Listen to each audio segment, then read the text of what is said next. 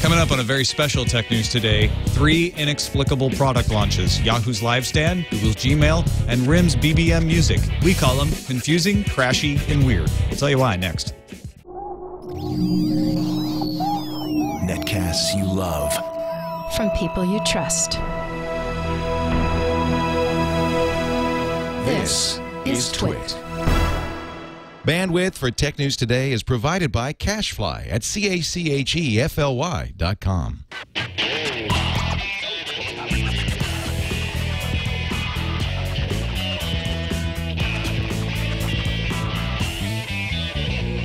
This is Tech News Today for Wednesday, November 2nd, 2011. Tech News Today is brought to you by the EPSON Workforce Pro, the world's fastest two-sided printer delivering high-speed automatic printing, copying, scanning, and faxing to keep your business running at full speed. Plus, you'll save on ink. The EPSON Workforce Pro. Check it out at Epson.com. And by Ford, featuring voice-activated Sync App Link. Now you can control select smartphone apps with your voice so you keep your hands on the wheel and your eyes on the road. Check it out in the 2012 Ford Fiesta and at Ford.com/technology.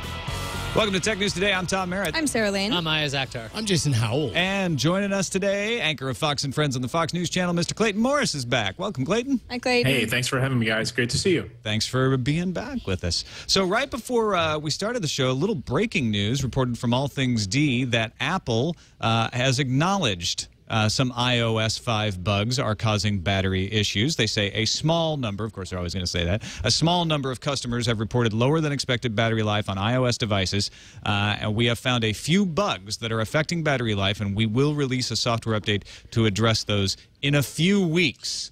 So just keep plugged in till then.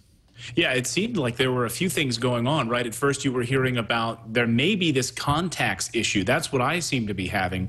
There were some reports that it might be location services, that if you went into location services and you saw a little purple arrow next to one of the areas, perhaps time zone support, if that was constantly pinging to let it know that where you were in the world, that would be a problem. I didn't have that issue. Mine seemed to be on a migration from Mobile Me over to iCloud, and there may have been a doubling of a contact that kept pinging back and forth. It was constantly sending crash reports. I had thousands of crash report logs.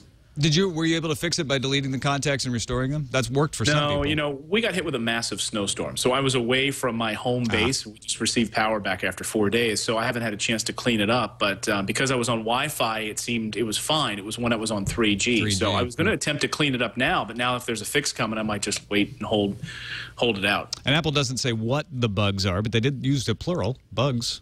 That does explain at least why it wasn't just 4S users. Some iPad users had complained. Some iPhone 4 users had complained also. So it's an iOS 5 issue. Yahoo had their product announcement today. Product Runway, they cleverly call it. If you've never heard of Project Runway, which used to be on Bravo, and now it's somewhere else. Lifetime, I think. Lifetime, yeah. It's a play on that. They announced a lot of stuff, some developer things, some consumer-oriented things. The big one was, as we expected, Livestand, which is sort of their Flipboard competitor. We've been playing around with it today. Sarah, what do you think of it so far? I think it is a big pile of garbage. And you're being nice on air right now. Don't hold back. Well, it's true. I mean, I played around with pretty much every news app there is for iPad today, and just because I'm interested in this sort of thing in general. Now, you're looking at the view of a motorcyclist, what is it? Just a category, really? It's like a magazine. Yeah.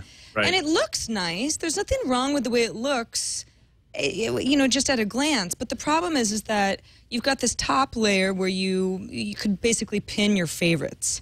And there's no logical way to do that at all. I mean, Tom and I, before the show, were trying to figure out how to add weather to that top area. The weather app is back here in the back row. You'll never actually barely see tell it it's there. unless it's behind something else. And you can't, there is no way to pin it to the top if you're one of those weather people who just likes that sort of thing. Yeah, you have to go to this explore all. You can't add something from within it. You have to go to the explore section to be able to add something. You can't swipe out. You have to hit this little arrow to swipe out. It's just, it's clunky. The problem I have with this is, like, if it's not intuitive, it has so much competition already that it's like, I'm just not even going to fuss with this. I'll play around with it to see what else is wrong, and then I'll just never open it again because I can get my news other places. At least it isn't crashy. I mean, you can spend a long time trying to go through all the non-intuitive, gestures, but it won't. Yeah, it's HTML. It's HTML5, so it's got that going for it. But one thing though that I think that separates this from like AOL's Editions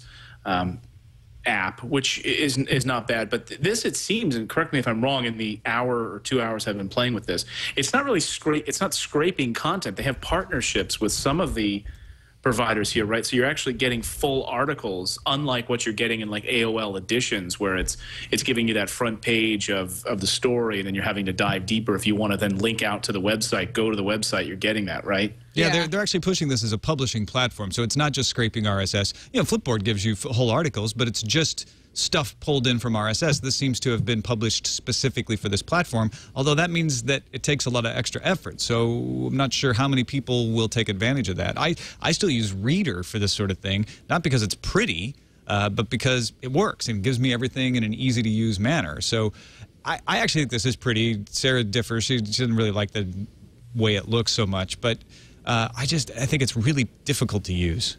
Yeah, I think it's really difficult to navigate. And to your point about actually trying to maneuver, you know, it would make sense, right? I mean, it's this design I just don't understand. Right at the top, as you're trying to add like the weather widget, as you said, there's the edit button right there. I should be able to, on that front page with the edit button right exactly. there, move that stuff up there. All it allows you to do is delete Yahoo Today if for some reason you don't want that. Right. They also announced an update to Into Now, which is their TV indexing app. They bought that earlier this year. It's been around, but now they're going to add some more features that actually be able to use the closed caption feed. As you're watching TV, it hears the TV signal, tells you what you're watching. It already did that, but now it can use the closed caption feed to search the web and surface relevant articles based on what they're saying. So not speech recognition, but close to that. It's going to be available for iPhone today, the new updated version, if you want to go get it, Android and iPad. So that seemed cooler to me than Livestand. I don't, again, know what the footprint is for people who want to use that. But although Into Now is, I mean, that was a standalone app before Yahoo bought them back in April. I mean, it's Yahoo branded in the App Store now, but that's kind of where the most of the fun of Into Now was already there. Maybe that's why it's going to be a fun application, unlike Livestand, because this wasn't in-house. This is something they bought, and it was touted as the Shazam for television. That was right. That's it works really well. Because you would hear it, and like that sounds like a really interesting thing, especially now because we talked about ZBox a couple of days ago. People want to do social TV. People want to be able to talk to each other while they're watching something and experience things together.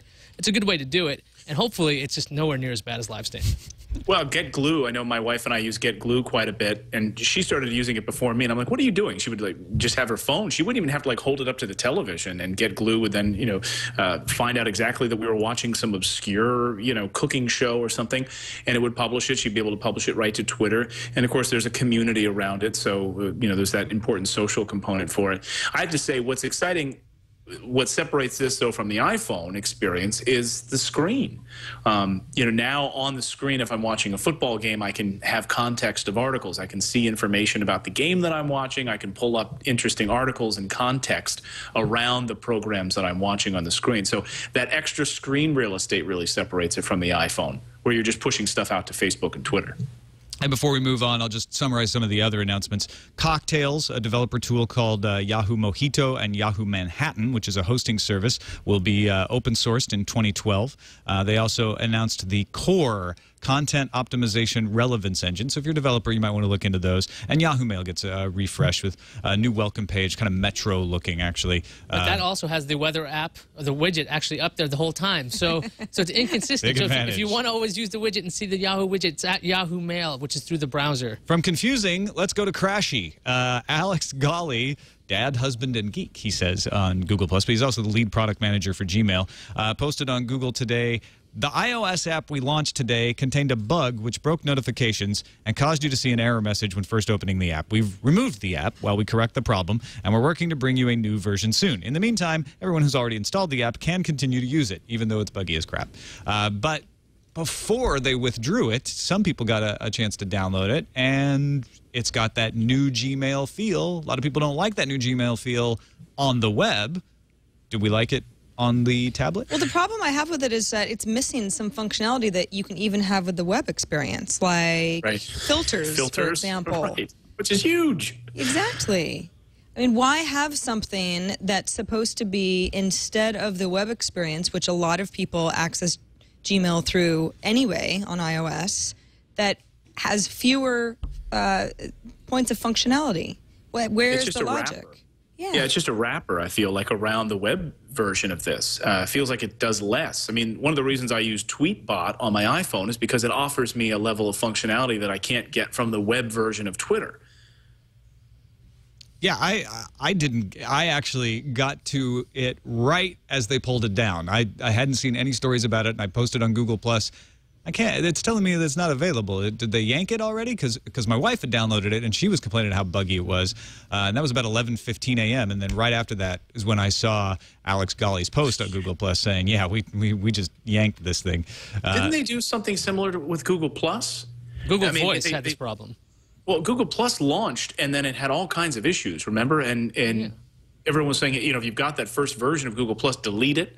Oh, the Google Plus app you're talking about? Yeah, I remember that. Right. Yeah.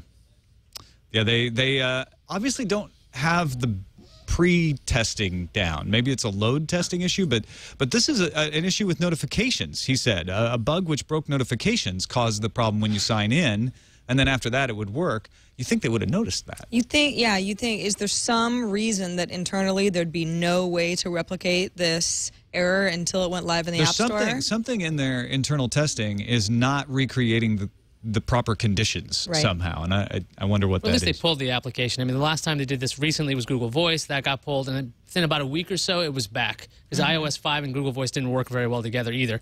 So I'm figuring this maybe a week. I mean, it's better to take this application down before seeing tons of one-star reviews and a completely unusable experience. Houdini7 says it wasn't a bug. It was a bad signing certificate when they built their code, which could be. But again, why wouldn't you catch that?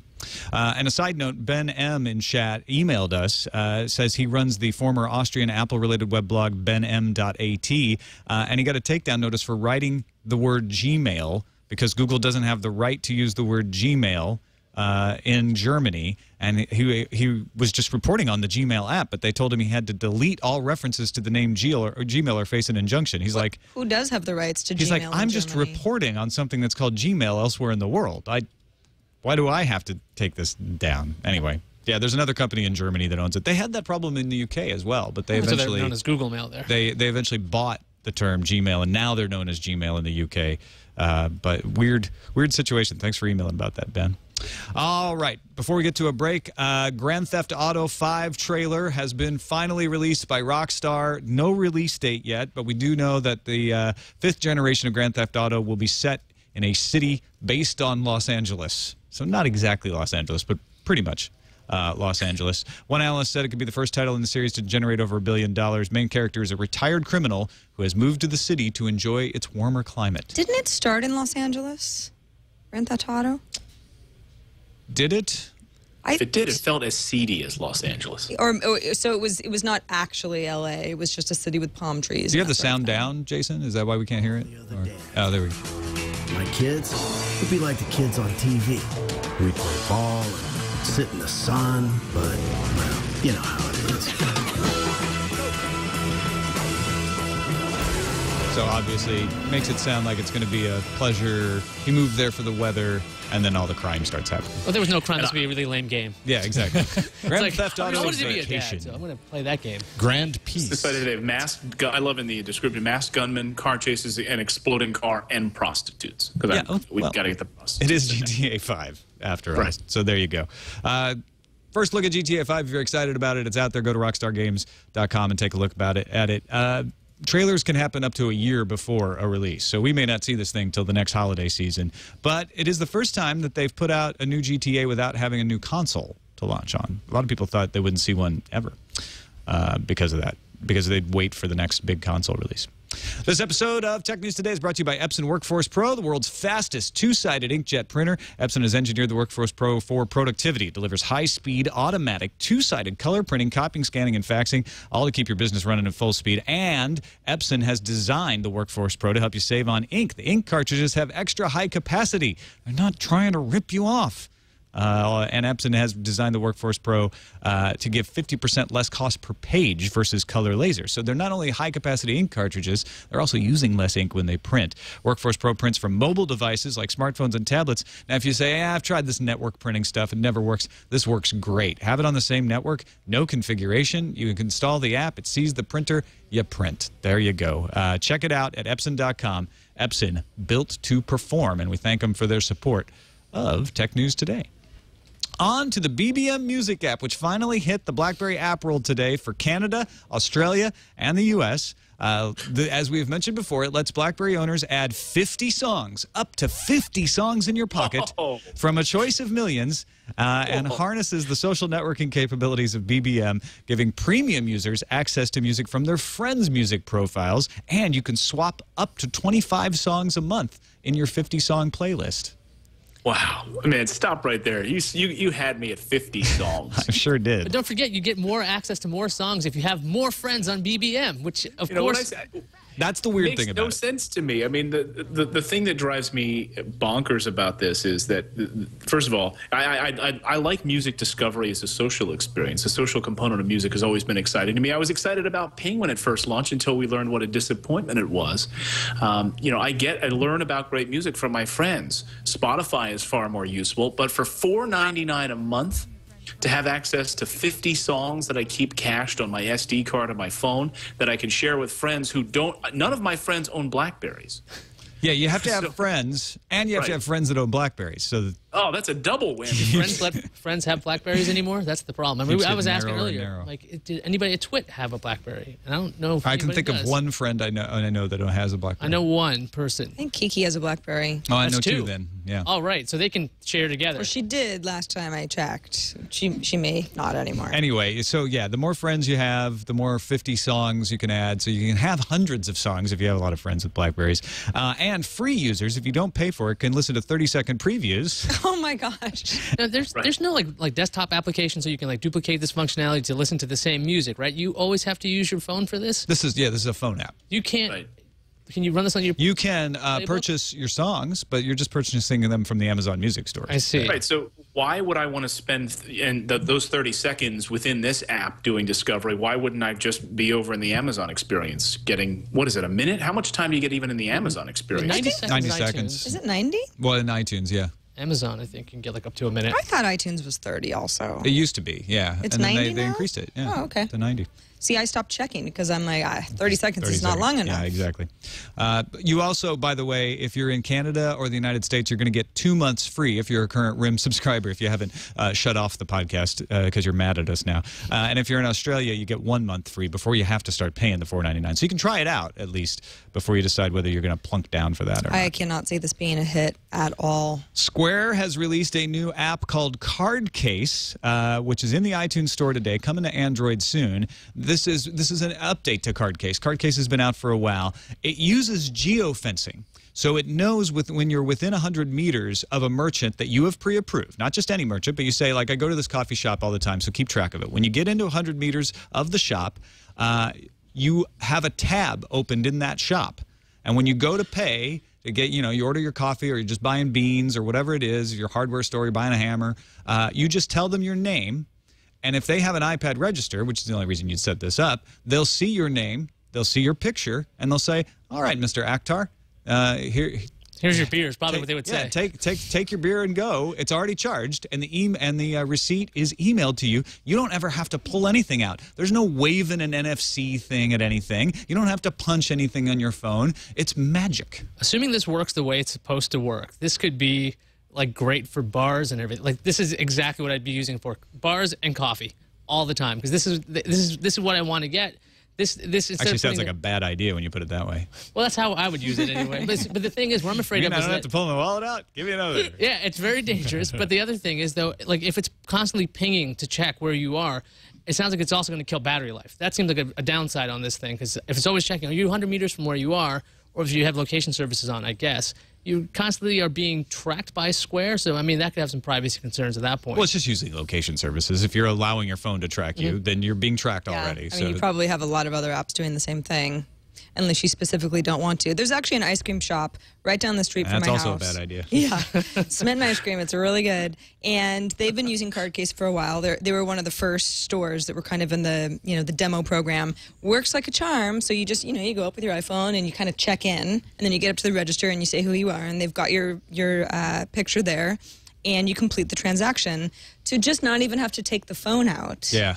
It just seems that much more. I don't know. We're living on another planet, future world. So, but I never have cash. If I know Clayton and I know he has his phone on and he goes to this and he uses this, couldn't I just walk up and say, yeah, I'm Clayton Morris, and if they're not looking at the picture very closely, all of a sudden I've just charged Clayton something? Why? Because he just walked by or something? Yeah, I mean, I feel like it could be open to abuse because they're not doing any verification. That's the same thing when you I come out of a Starbucks and you say, hey, great to, it's a beautiful sunny afternoon. And you run really quickly into the counter and make your coffee selection. Hurry up and give me a latte. I'm Clayton Morris. I mean, in that case, yes, it's possible to circumvent that by doing that. But you, as the person that's trying to get away with something, are always running a risk that you're going to get caught. So that's that's true of your breaking reason the law, not to do it. Yeah, on top of that, Well, it is, but I mean, you kind of have to explicitly accept then that if you get caught, you're caught face to face right now. And I think the difference between a credit card can be stolen and used and nobody checks, but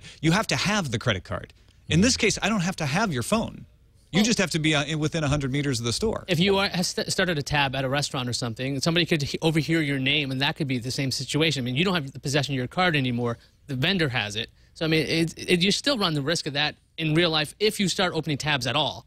Mm-hmm. It sort of personalizes the retail experience in a way that maybe we've gotten away from, too. There's a Starbucks near the train station near my house, and I know that the people who are there every morning at the same time, hey, John, hey, Mike, and there's this relationship that they've probably developed over 8-9 months. Now, if you walk in, it's like Kramer from Seinfeld. He wants to get everyone to have a picture in the lobby with a badge on it so everyone knows, hey, Tom? Hey, would you like that cinnamon dolce latte you get every day? They get to know you faster. Right. But now you have to ask them. I wonder if this will work, the geofencing will work if your iPhone is locked. Because imagine, let's say I steal your iPhone. So it's not about you being close to the ice cream shop anymore. It's just me with your phone. If it's locked, I mean, it should. Phones right? Just like Google Latitude or even Find My Friends. If my phone's locked, you can still track it that way, right? Yeah. Or even the geofencing feature in iOS 5, right? That still works if your phone's locked. Yeah, so there's your answer because that's what it's using. Yeah. Is the geofencing. So hold on to your phones, I guess. Yeah, that's like anything. Anything you got on your phone is right. If you steal my ATM card, they're probably not going to ask for your ID, and you can buy a bunch of gas. Finally, the University of British Columbia, Vancouver has put out a paper, or some researchers there have put out a paper called The Social Bot Network, When Bots Socialize for Fame and Money, claiming 250 gigabytes of data was stolen by the social bots they created. They released 102 of these things on the Facebook network, sent friend requests to 5,053 random users, and they got a 19% acceptance rate, which is kind of worrying that people would just accept from people they don't know, but whatever. The more worrying part is they then had those bots send connection requests to 3,517 Facebook friends, and they got a 59% acceptance rate because of something they called the triadic closure principle. When you see that a person you don't know is requesting a friend with you, and they are a friend of someone you know, you're more likely to accept them. Once they were accepted, they would go in and get all of the information that was made available to them, like phone numbers, credit card, and not credit card information, phone numbers, addresses, any of that stuff that Facebook stores in there. So if you're not worried about that stuff or you don't store it in that, this isn't a big deal. And only 20% of the social bots were blocked by the Facebook immune system. They have shared their data with Facebook. Facebook says we have serious concerns about the methodology of this research, and we will be putting these concerns to them. In addition, as always, we encourage people to only connect with people they actually know and report any suspicious behavior they observe on the site. Right. See, it's not only this idea of using friends you know, so you look on their profile and you see that they have 4 friends that you know or whatever, but it's also preying on the likes of guys who are seeing the avatar, the photo that they have on the site is of a hot chick, right? And then that individual is saying, oh, I don't know this girl, but she clearly has friends that are in my circle. Might as well friend her. I'd like to get to know her. Yeah, maybe she'll be at that next party. Yeah.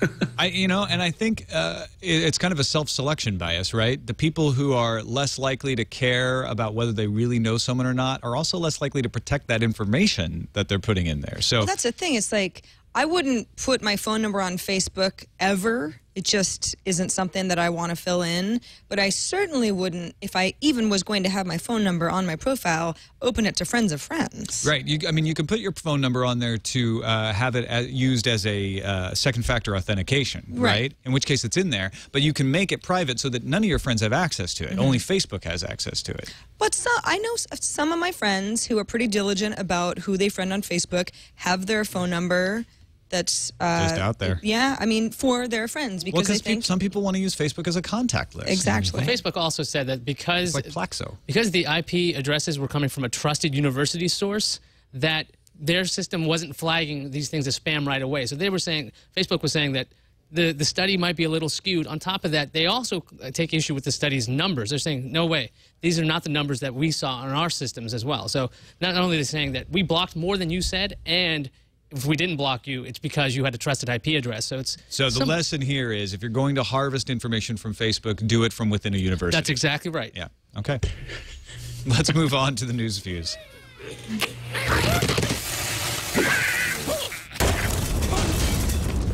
Internet Explorer is finally a minority browser.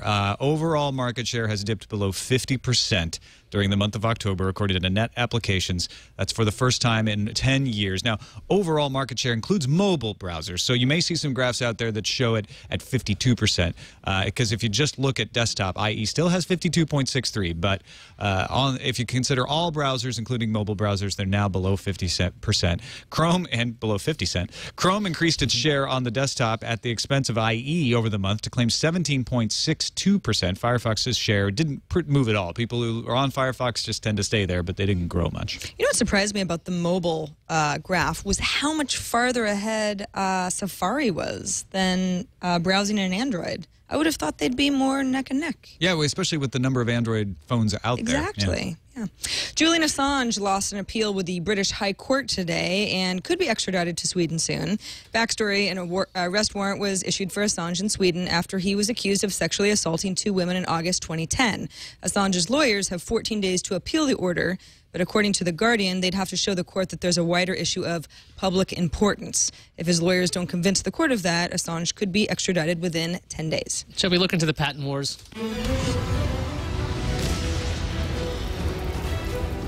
Right, you gotta give it some authority when you do that.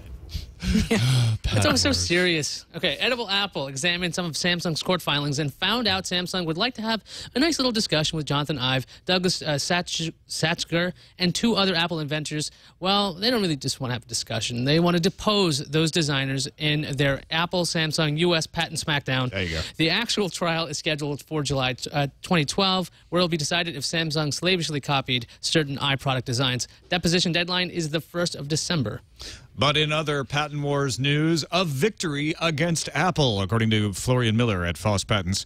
Apple's lost a community design case against Nuevas Tecnologías y Energías Catalá, related to its Android tablet, the NTK. Apple has successfully used the same community design patent to keep Samsung Galaxy Tabs out of several countries. The Spanish company is also seeking damages from Apple now, since its products were seized by Spanish customs. Nuevas Tecnologías has also filed an antitrust complaint against Apple. C Spire announced the iPhone 4S plans, and there are 4 of them. They all claim unlimited data, but the 2 lower cost options at $50 and $70 have little asterisks. Why? Well, because they have unlimited data, except for popular streaming services such as Pandora or Netflix, you know, the kind of stuff that you'd want unlimited data for. So that pretty much means unlimited web surfing. If you want a non-asterisked data plan, C Spire will offer 2 higher-priced options at $90 and $100 per month. So what are they monitoring as soon as you jump on Pandora? That's it for your plan? It's like I'd love to know. Like going to all-you-can-eat restaurant, and you know when they say like no sharing, otherwise, and if the waiter catches you, you were sharing crab legs with that guy. They installed the Waiter app. Yeah. With you. According to CNET, Jay Allard may not be ready to let go of his courier vision because he is investing in a company that is developing a courier-like app for iPad. The app is called Tapspose, I think it actually is supposed to be. Should be available by Thanksgiving, by the way. Benjamin Monard, one of the developers behind the app, says Allard has acted as an advisor as well as an investor. So might get a courier. All Things D reports Groupon will set a price for its IPO tomorrow in preparation for going public this Friday. Groupon looks to raise about $540 million based on $11.4 billion in valuation. The company is selling a 4.7% stake in the company by issuing 30 million shares. Stock will be available for trading on NASDAQ under the symbol GRPN. Peter Kafka of All Things D spoke with AOL's Tim Armstrong about the possibility of a merger between AOL and Yahoo. Kafka asked directly, and Armstrong was quite clear, saying AOL's future is as an independent entity. So when Kafka asked, so you don't want to merge with Yahoo, right? Armstrong said, from what we're focused on, the answer is yes. So I guess we'll count AOL out of merging with Yahoo right this second. A federal court in Nevada has directed U.S. Marshals to seize over $60,000 of Right Haven's property in satisfaction of a judgment against it. Right Haven had sued Wayne Hohen over copyright infringement, but Hohen won the case thanks to some wacky thing called fair use. Right Haven had been ordered to pay Hohen's legal fees, which was over $34,000, and failed to pay. His attorneys then spent $30,000 attempting to collect the original $34,000, hence the seizure of over $60,000 of Right Haven's assets. Let's move on to Randomizer. Randomizer. This one's all over the internet today. In Germany, some folks have created I think it's 4 quadricopters to create a multicopter that can then fly people into the sky. Now, certainly, it's not the first time man has flown, but it's pretty much the coolest way that I can think of other than rockets. Look at this. This is awesome. Get there. Come on, little buddy. Thank goodness that they filmed it. But yeah, so he's got four quadricopters. Is he standing on Leo's ball? Yes. I think it is. Yeah. You're welcome, quadricopter. First manned flight with quadricopter. It's like a flying spider. There's nothing unsafe about this. No. When you look at it. No, he's there's all protected kinds by of a hard propellers. candy shell. Right. And 12 propellers swirling. Yeah. Only sort of exposed to this. On a windy propellers. day, this would be a lot of fun. It's pretty awesome, though. You gotta check this out. If you're listening to the audio podcast, go to the show notes or just go to wired.com and look for electric multicopter. That'll take you right there. Let's thank our other sponsor for today, Ford. Of course, this episode brought to you by Ford, featuring available voice-activated sync app link. We're talking about apps a lot these days, all the time. We're talking about Pandora earlier. We're talking about Twitter all the time. And if you're in your car, you have no business playing with Pandora's options or being on Twitter unless you have Sync App Link, which lets you keep your hands on the wheel and your eyes on the road and just say, hey, you know what? Open that Jonathan Colton station, or thumbs up that song. I want to keep that one coming.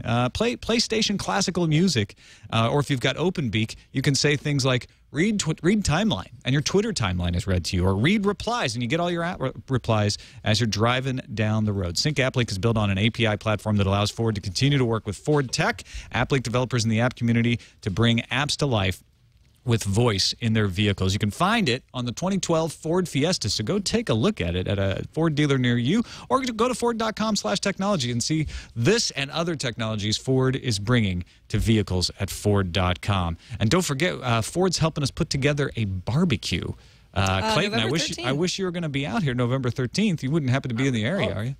No, I would love to, but now I understand it's so popular. You only have room for 60 people? Yeah, you have to break the fire marshal code. You have to go to twit.tv and sign up, get some tickets, because we can only fit so many people in here without being a fire hazard, especially with the barbecue going on, right? So come on, check it out. We'll probably have some Ford cars for you to look at. You'll get to watch Twit record. It's November 13th, and we'll be doing another one in December. Go to twit.tv and check that out. We thank Ford for their support of Tech News Today. Let's look at the calendar. It's Vim's 20th anniversary today. Now, I'm pretty sure that some of you are like, Vim? What's Vim? Vimeo?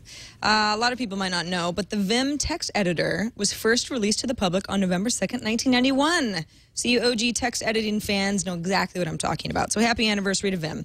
PlayStation Home is relaunching on the PS3 tomorrow. Google says the Android 4.0 is going to be open sourced in the coming weeks. We don't know exactly when, but sounds like soon. HTC is showing off its latest invention tomorrow. Can you hear my little air quotes. Yeah, They were latest single invention. quotes. I could tell. Yeah. Canon is planning its Hollywood event. We talked about this. Gosh, I think they announced it back in September, but it's tomorrow. They're going to have some sort of a red carpet event. We think it sort of sounds like the film industry, but we don't really know. Although we do know that it's the same day that the new Red Scarlet camera is going to be announced. So hey, if they're rolling out the a two are red trying to carpet take and a fire red scarlet, away from maybe each other. Canon's going to be doing the red. They sounded like Red Scarlet, Red Carpet could be. No. There's no. Well, that's not going to. I guess never say never, but I don't think so. I think they're just trying to steal some thunder from each other. And finally, Republic Wireless is launching on November 8th, and they're going to bring a $19 unlimited everything plan. Now, how do they do that, you might ask? It's managing mostly through VoIP over Wi-Fi calling. So anytime you can be connected to Wi-Fi, it switches over to VoIP, but you can connect to a mobile network when you're out of Wi-Fi range, which is a really good deal for a lot of $19 people. unlimited, yeah. Yeah. Nice job, Republic Wireless. Let's check what's incoming. Incoming message. I got an email from No Names, Please. When we were talking about the SOPA Act that's starting to make its way through Congress, and we mentioned that it could encourage or break the DNS system because people might want to use alternative DNS systems in the wake of that act.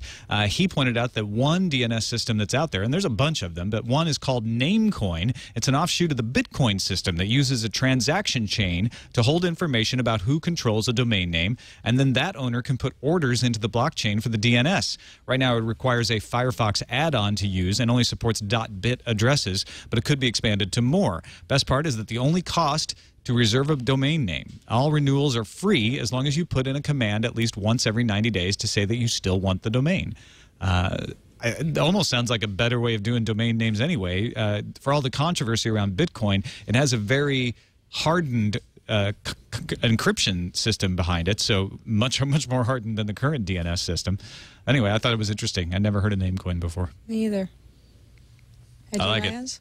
I hadn't heard of it either. I looked this up today, and I was intrigued by this concept. Instead of having to worry about losing access to your website, I mean, because this could be a real issue with SOPA, there's always a way around it. That's the other thing that this showed me. Again, always a way around it. Yeah, there's free DNS out there. There's a bunch of alternative DNS systems, but this one using the Bitcoin system I thought was particularly cool. Okay, next email from Vic, the Texas rancher / pilot. Hey, gang, says Vic. Saw this on the way to Abilene this morning.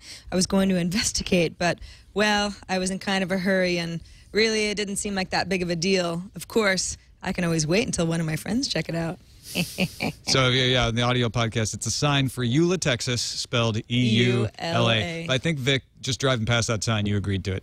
Yeah, if you take a picture of the sign, you've pretty much signed it all away. Maybe you had to click the arrow, then it says accept or deny. You have to give there was an arrow to the right town of of Eula all your Bitcoins. Don't forget, if you want to submit stories to our show, technewstoday.reddit.com is the place to go. You can vote things up or down, submit things if you want. Really appreciate all the folks who help us out there. And we're getting near the end of the year, so we need your help picking the best moments on Tech News Today, and actually any show on TWiT. Go to twit.tv/bestof, B-E-S-T-O-F. Any information you can give us is good, but the more specific the information, the more helpful it is in helping to pick the best moments of Tech News Today for the year. That's twit.tv/bestof. Clayton Morris, thanks so much for taking the time out of your busy schedule to join us today. Really appreciate talking with you. Always happy to be on the show. Thanks, guys. Let folks know not only where they can find Fox and Friends, but anything else you're doing on the web out there. Yeah, so we just brought all of our shows under one roof. Finally, they were living for 3-4 years in disparate places at Grizzly Productions. So now if everyone goes over to grizzlyproductions.tv, we have our nice, new, clean website so people can stream shows right from there, download them, etc. And we're about to launch a new comic book show in a few weeks. We're putting the finishing touches on it. So that'll be launching on grizzlyproductions.tv in just a few weeks. Nice. Exciting, man. I like what you guys are doing over there with the Grizzly Productions. You got some cool stuff. I mean, I'm excited you're doing a comic show. That's great. Yeah, we're trying to do, the lifestyle stuff that I wanted to, the shows that I want to listen to, on a regular basis. We got our sports show, so it's nice. It's on my own network, so I can listen to my own sports show. Yeah. I don't host it, and it's, I can get all the news I want on a Monday and Thursday. So that's thank perfect. you. I appreciate it. Yeah, that's the way to do it. All right. Thanks, everybody, for watching or listening. Twit.tv/TNT is the way to find all of our stuff, like our show notes and all of that sort of thing. Our email address is tnt@twit.tv, and you can give us a call, leave us a voicemail, 260-TNT-SHOW. Appreciate all the people who do. Keep them short. We may play them on the air. Tomorrow, we've got Pete Rojas from GDGT coming on the show. We'll talk to you then.